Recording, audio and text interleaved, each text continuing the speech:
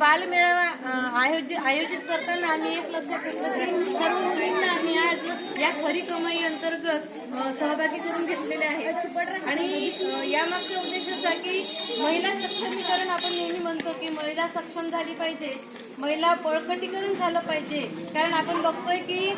पूर्ण औद्योगिक क्षेत्रामध्ये, व्यावसायिक क्षेत्रामध्ये स्त्रियांचं प्रमाण अगदीच नगण्य आहे आणि हे वाढायला हवं आणि याची पायाभरणी ही लहान वयापासून व्हायला पाहिजे. आणि यासाठीच मग यांना खरी कमाई काय असते, आपण पण उद्योग क्षेत्रात किंवा व्यवसाय करून कमाई करू शकतो आणि आपल्या पायावर उभं होऊ शकतो. नोकरी तर करतातच स्त्रिया, नोकरी करून कमाई करतात, परंतु ज्या नोकरी करू शकत नाहीत त्या व्यवसाय सुद्धा करू शकतात आणि ते व्यवसाय करून आपल्या पायावर उभं राहू शकतात, आपल्या कुटुंबाला हातभार लावू शकतात.